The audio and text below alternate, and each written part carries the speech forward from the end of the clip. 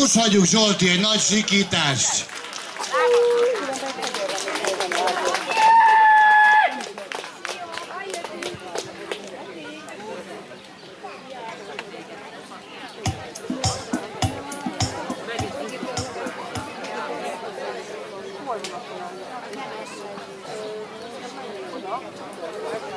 Egy perc, ezek a gyors áttérések ide-oda. Viszállom úgy is, úgy is. Erről van szó. Várjál. Látom, át kell vennem az irányítás végét.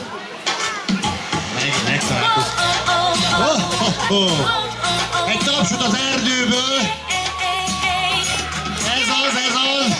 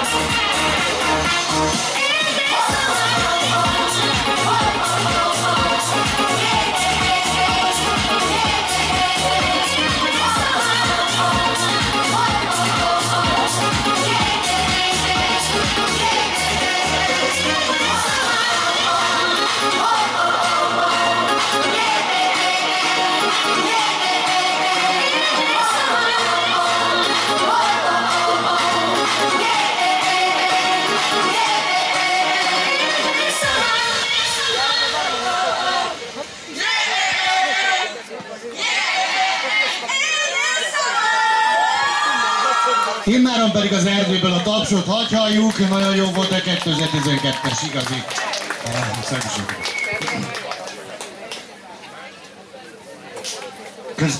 Közben pedig Attila meg is állottatta a hölgyeket. Most már elkezdtem szólni. Ismételten hoztátok ezt a nagyon-nagyon jó táncot, és mindenki ne menjen el, ne menjetek el. Mindenki kap tőlem egy karkötőt. Mivel lányok vagytok és az öltözékhez teljesen megy ez a lila, jó? Lila karkötő. És ez nem csak karkötő, hanem óra is van benne, képzeljétek el. Pulzust mér. Mindent mér. Mindenki kapott órát? Ki nem kapott még órát? Pulzusmérő órát. Kaptatok órát? Nagyon szuper a mindenki kapott, nagyon jó. Közben el kell mondanunk Bélával, hogy a futballpályán, amikor reggel ugye ott fociztak a gyerekek, ott hátul igazi erőpróba van. Tehát ha valaki ki szeretné próbálni az erejét, az ügyességét, azt a futballpályán megteheti. akár anyuval, apuval, mamával, papával. Mi a lényeg? A 7 próba, így van Attila? Így van, az azt jelenti, hogy 7 próba, egy kis mikrofon hangot hagyj tényleg már, mert nem hallom saját magam. Nem, azaz, úgy, de jó. 7 próba a focipályán, az azt jelenti kérlek szépen, hogy 7 darab pályán kell teljes mértékben átmenni, és 7 darab kis bélyeget kell gyűjteni. Az azt jelenti, aki összegyűjtötte a 7 bélyeget, az fog kapni egy ajándékot, tőlük is, tőlem is, mindenkitől.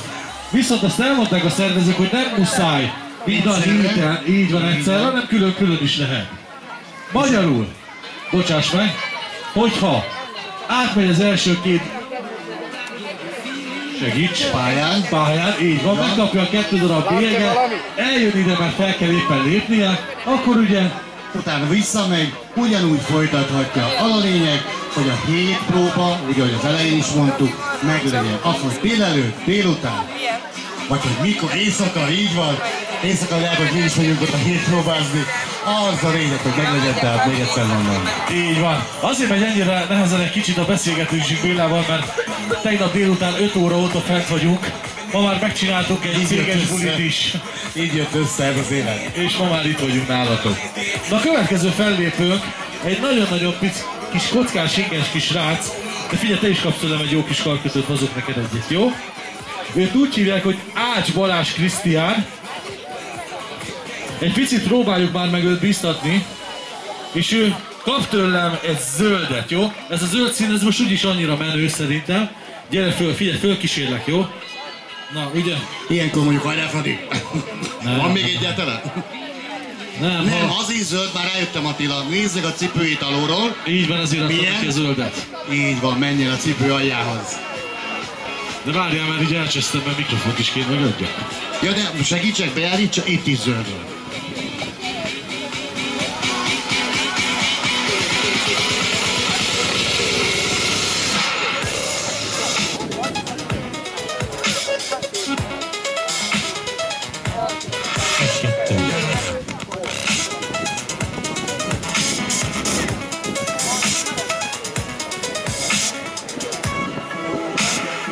Na, egy picit próbáljuk